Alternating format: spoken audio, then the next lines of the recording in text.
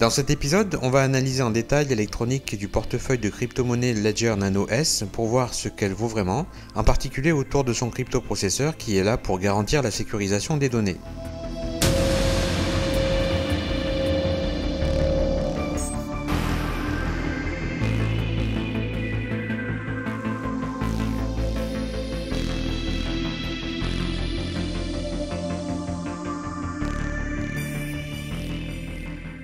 Aujourd'hui, on va s'intéresser à l'analyse hardware d'un Ledger Nano S qui est une sorte de clé de stockage à froid un peu particulière parce qu'elle permet de stocker physiquement ses propres crypto-devises et de façon très sécurisée. Et une des raisons à cela, c'est que toutes les clés privées sont chiffrées et sauvegardées à l'intérieur de son processeur dédié et que toutes les manipulations se font à partir de la clé et non pas en ligne via Internet. Donc en résumé, c'est un petit peu votre propre banque de crypto-monnaies. Et même si on vient à la perdre ou à la détruire malencontreusement avec toutes les crypto-devises à l'intérieur, il y aura toujours moyen de les récupérer grâce à un backup qui est basé sur le principe d'une phrase de recouvrement de 24 mots qui utilise le standard BIP39 et qu'on aura préalablement écrit sur une feuille de papier et stocké à un lieu sûr au moment de configurer la Nano S. Bon, cela étant dit, il vous faut quand même un ordinateur puisqu'il est nécessaire d'installer des applications pour effectuer les transferts de crypto-monnaies supportés par la Nano S. Donc ces applications seront nécessaires pour envoyer et recevoir des crypto-monnaies. Alors par contre, je préfère préciser que cette vidéo n'est pas du tout un tuto sur l'usage d'une Nano S. Si c'est ce que vous cherchez, ça ne sera pas ici. Il y a d'autres vidéos sur YouTube qui répondront à vos besoins. Non, là je vais plutôt me concentrer sur une analyse assez détaillée de son hardware pour voir tout ce qu'on peut en dire. Et je précise que celui-ci m'a été envoyé par un abonné qui s'appelle Thomas et qui habite à Toulouse. L'appareil se présente donc comme ça, il est d'apparence simple, il y a juste un écran LCD rétroéclairé et deux boutons qui servent à naviguer dans les menus. Sur le côté on trouve un port USB qui permet de le raccorder à un PC ou à un Mac, et étant donné qu'il n'y a aucune batterie dedans, il ne se passera rien tant qu'il ne sera pas connecté en USB.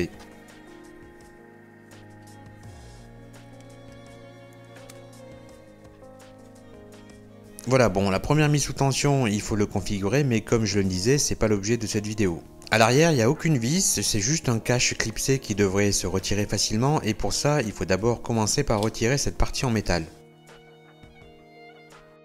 Je passe un instant au microscope d'inspection pour l'opération d'ouverture du Nano S. Il s'ouvre vraiment très facilement, même trop facilement à mon goût et on va y revenir. En fait, dès qu'on a retiré le capot arrière, tout le boîtier se retire sans aucune difficulté comme vous pouvez le voir. Alors déjà, cette facilité à accéder à son électronique est quand même pour moi un problème. Avec un portefeuille de crypto-monnaie, et peu importe son coût, je m'attends un minimum à ce que son électronique soit au moins moulé dans de la résine ou que ses principaux composants soient recouverts d'un matériau épais, solide et opaque, pour que ça ne permette pas facilement de les sonder. Et même si je me doute que les circuits intégrés choisis sont très sécurisés et on le verra dans un instant, les rendre difficiles d'accès n'est pas un luxe et ça rend la tâche de hacking hardware encore plus compliquée, encore plus fastidieuse pour pas cher. Donc personnellement, ça me poserait aucun problème de payer 3 ou 4 euros de plus pour ça. Parce que je rappelle quand même qu'on peut stocker plusieurs centaines de millions d'euros sur ce genre de clé, voire même beaucoup plus. Le circuit imprimé et l'écran LCD sont donc rapidement accessibles. C'est une construction plutôt classique dans laquelle l'écran est relié au circuit à partir d'une nappe flexible terminée par des contacteurs qui viennent s'enficher dans un connecteur qui se clipse. Et vous l'aurez sans doute aussi remarqué, le circuit imprimé n'est pas pourvu d'un revêtement conforme, ce qui aurait quand même permis aux composants d'être un minimum protégés contre l'humidité ambiante, voire même contre un contact rapide avec un liquide conducteur. Voilà ce que ça donne avec l'électronique à l'air libre, toujours opérationnelle, aucune détection particulière comme quoi le système n'est plus dans son boîtier. Maintenant on va pouvoir analyser de près le système, je commence déjà par retirer l'écran pour qu'il ne gêne pas dans les manips. Il n'y a pas grand chose de particulier à dire sur l'écran LCD, mis à part que contrairement à ceux des calculatrices dont les liaisons sont souvent assurées par des connecteurs en caoutchouc multiconducteurs, ici il s'agit d'une nappe flexible. En observant la tranche du circuit imprimé, j'en déduis que c'est une construction multicouche à 3 couches internes. Le croquis que vous voyez en haut à gauche montre une illustration d'une construction à 2 couches. 100% des composants sur cette platine sont des composants montés en surface, c'était une évidence vu la minuscule taille du produit. Il y a en tout 3 circuits intégrés, tous du fabricant ST Microelectronics. On trouve aussi quelques condensateurs céramiques, des résistances et une inductance de 10 microhenry. En incluant les boutons et les connecteurs, j'ai compté à peine 23 composants en tout. Sur l'autre face, il n'y a aucun composant, juste quelques pistes et des points de test pour la production qui portent le label TP, on en dénombre 9. Il y a 5 autres pastilles que j'ai entourées ici et qui, elles, n'ont pas de label mais qui, à mon avis, correspondent à l'interface JTAG. À l'arrière du connecteur USB, on trouve son brochage, j'ai d'ailleurs ajouté la signification, et tout de suite à droite, on voit un minuscule boîtier noté AF. Il s'agit sans doute d'un régulateur de tension qui doit sortir du 3,3 V pour le microcontrôleur à partir des 5 V en provenance du connecteur USB. On le vérifiera dans un instant. Et on arrive ensuite sur le plus gros des 3 circuits intégrés. C'est un microcontrôleur 32 bits STM32F042K basé sur une architecture ARM et on va s'arrêter sur lui quelques secondes pour étudier son datasheet. Il s'agit donc du microcontrôleur qui est en charge de faire l'interface entre l'ordinateur sur lequel l'utilisateur se sert de l'application et du second microcontrôleur qu'on va analyser dans un instant et qui lui est en charge du chiffrement et de la sécurisation des données. Dans ce NanoS, il a un facteur de forme QFPN de 32 broches. Pour ce qui est de ses caractéristiques, c'est du Cortex M0 RISC qui opère jusqu'à une cadence de 48 MHz. Celui-ci dispose de 32 kilo-octets de mémoire flash et de 6 kilo-octets de SRAM, tout ça en interne bien entendu, et dispose aussi d'une tripotée d'interfaces de communication, I2C, USART, SPI, USB et même du CAN qu'on trouve entre autres dans l'industrie automobile. Il a un convertisseur analogique vers digital de 12 bits jusqu'à 10 canaux et dispose également de 9 timers, d'un contrôleur DMA 5 canaux et d'un système complet de gestion de son alimentation. Il est donc très raisonnablement dimensionné pour ce type d'application de portefeuille électronique. Et ce qui est d'autant plus intéressant, c'est qu'il n'a pas besoin ni de quartz ni d'oscillateur externe pour fonctionner. Il y a tout ce qu'il faut en interne pour produire ses propres horloges de cadence. Ça renforce encore plus la prévention de prise de contrôle hardware par l'horloge. Ceci est son schéma fonctionnel montrant la description de chacun des blocs et modules, et c'est par cette interface-là que la communication avec le microcontrôleur sécurisé se fait. Revenons sur les composants, on voit ici un des 2 boutons pression pour la navigation dans les menus. J'en profite pour vous montrer en macro son mécanisme minimaliste. Et on arrive maintenant au niveau du second microcontrôleur dont celui-ci a la particularité d'être sécurisé et d'intégrer un coprocesseur cryptographique. Et donc voici ce que je peux en dire. Il s'agit en fait d'un microcontrôleur ST31H320 qui fait partie d'un des plus sécurisés de l'industrie de l'électronique à usage commercial. Et de par l'aspect très secret qui existe autour de son principe de fonctionnement, le datasheet technique n'est disponible qu'après signature d'une NDA industrielle. Seul le datasheet marketing qui se résume globalement à ces 2 pages est disponible publiquement. Mais au moins, il suffit pour connaître les points les plus importants. Déjà, on peut constater qu'il existe aussi dans un facteur de forme pour smart card à 6 et 8 contacts, donc il doit équiper entre autres des cartes bancaires et respecte forcément la norme ISO 7816-3. Et le constructeur le fournit aussi en wafer pour les fabricants qui souhaiteraient utiliser le circuit intégré dans un package propriétaire.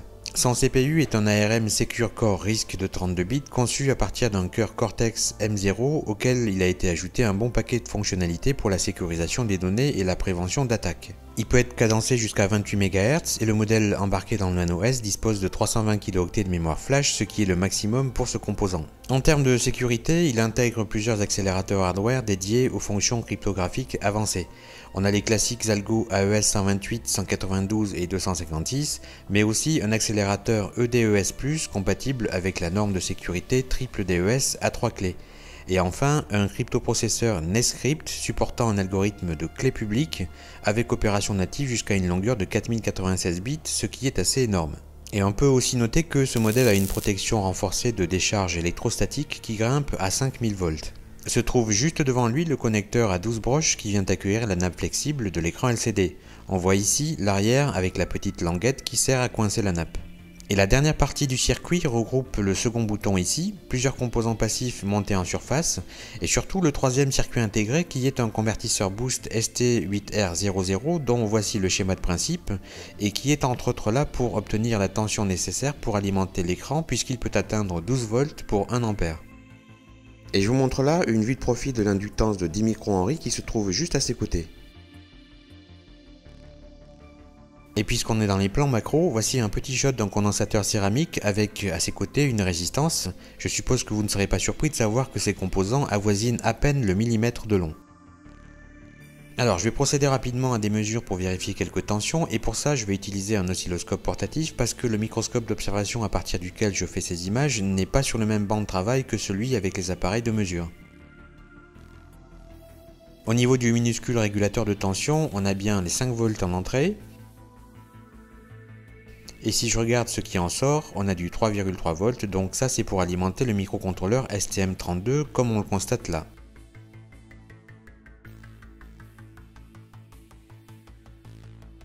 Je voulais aussi savoir quelle est la fréquence d'horloge injectée dans le microcontrôleur sécurisé par le microcontrôleur STM32 et la réponse est 12 MHz. Bon, la précision de cet oscillo n'est pas folle mais on s'y retrouve. Et enfin je vais vérifier ce qui sort du ST8R00, donc on a un peu moins de 6 volts en entrée.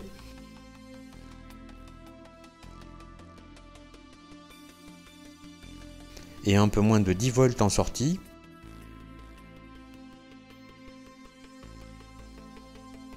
Et le signal en modulation de largeur d'impulsion qu'il produit a une fréquence d'environ 1,3 MHz.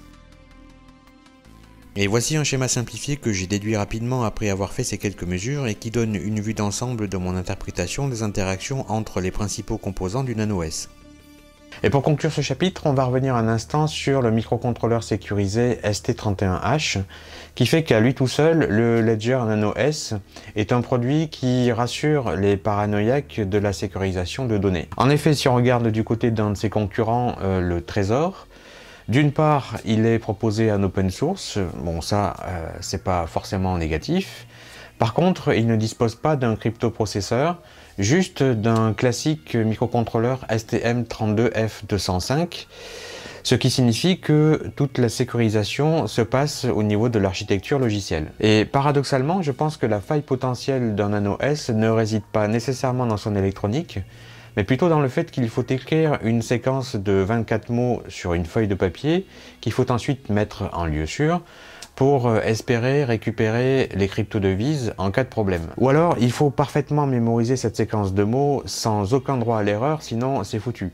Mais du coup, le propriétaire est le seul garant, et si jamais il lui arrive malheur, personne d'autre pourra récupérer les cryptodevises à sa place. Et pour comprendre pourquoi ce cryptoprocesseur est robuste en termes de sécurisation, il faut savoir que son circuit intégré, donc sa puce de silicium, est physiquement protégé. Et je vais vous le démontrer en procédant à son extraction et ensuite on l'observera au microscope de surface. Par contre, ça sous-entend qu'il ne sera plus en état de marche, tout du moins plus sous la forme d'un boîtier. Et la première chose à faire est déjà de le dessouder du circuit. Tous les éléments sont tellement minuscules et proches les uns des autres qu'il est pratiquement impossible de retirer le boîtier sans que l'air chaud craché par la station n'affecte ce qu'il y a autour. Et cette fois je ne vais pas utiliser d'acide sulfurique concentré, parce que je pense que la technique du mini chalumeau suffira et sera même peut-être plus rapide et moins contraignante. Je soumets l'arrière du boîtier en polymère époxyde à une flamme de 1300 degrés pour le consumer entièrement. Et comme on le voit, il n'aura fallu que quelques secondes pour qu'il s'ouvre en deux comme une noix. Et c'est déjà l'arrière de la puce de silicium qui est exposée et que je vous indique ici par le pointeur vert. Je poursuis encore un bref instant en insistant bien sur le centre de la puce pour la pousser au rouge vif et finir de la détacher du reste d'époxy. Et là normalement elle devrait se détacher. Et voilà. J'ai placé la puce sous ma puissante loupe binoculaire pour une observation rapide, et comme prévu, la quasi-totalité de la circuiterie est obstruée par un maillage métallique qui est là pour masquer sa visibilité et prévenir d'une éventuelle ingénierie inverse, voire même un décortiquage des blocs de mémoire contenant les données. On voit déjà 3 régions distinctes, ce sont celles que j'ai colorisées en vert, et pour les 2 en bleu, je ne sais pas encore, il faudra passer au microscope de surface pour avoir un peu plus de détails. Et à titre de comparaison, et pour que vous compreniez bien pourquoi il est important pour un cryptoprocesseur d'avoir ce genre de maillage métallique, voici le circuit intégré qui mesure environ 1 cm de côté d'un ancien cryptoprocesseur Western Electric 229G. Et lui en est dépourvu, ce qui permet d'observer son architecture ne serait-ce qu'avec un microscope optique. Et bien que ça soit compliqué à opérer parce que ça nécessite du matériel coûteux et des compétences très pointues en microélectronique, il est techniquement possible d'aller directement sonder les bus de données qui se trouvent sur ce petit morceau de silicium. Alors sur cet exemple-là, la finesse de gravure était à l'époque relativement large, en tout cas suffisamment pour effectuer ce genre d'opération par l'optique. De nos jours, avec les cryptoprocesseurs actuels, la finesse de gravure est telle qu'on est obligé de travailler à partir de microscopes électroniques à balayage pour espérer y arriver. Et pour finir sur le sujet, voici une observation à mon microscope de surface de la puce du microcontrôleur sécurisé du Nano S. Vous reconnaissez les parties obstruées par le maillage métallique, on ne voit rien de ce qui se cache en dessous. Sur les parties que j'avais colorées en bleu, voilà ce qu'elles donnent en détail. Il n'y a pas non plus grand chose à voir. On distingue au loin dans les couches inférieures les structures métalliques qui ne ressemblent pas à des composants, mais tout ça était à prévoir et c'est un petit peu ce qu'on attend d'un circuit intégré sécurisé.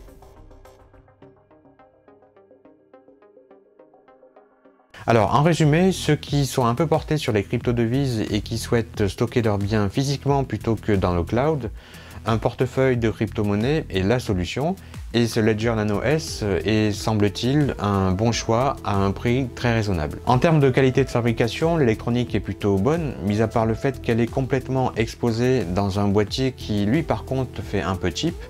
Personnellement, j'aurais préféré qu'elle soit engluée ou encapsulée dans un composé qui lui permette d'être protégé et de ne pas être accessible aussi facilement. Voilà qui conclut cet épisode, j'espère qu'il vous aura appris des choses. Pensez à y mettre un pouce bleu si c'est le cas, ça permettra de mieux le référencer. Et n'hésitez pas non plus à lâcher un commentaire, surtout si vous êtes utilisateur de ce genre de produit. À la prochaine!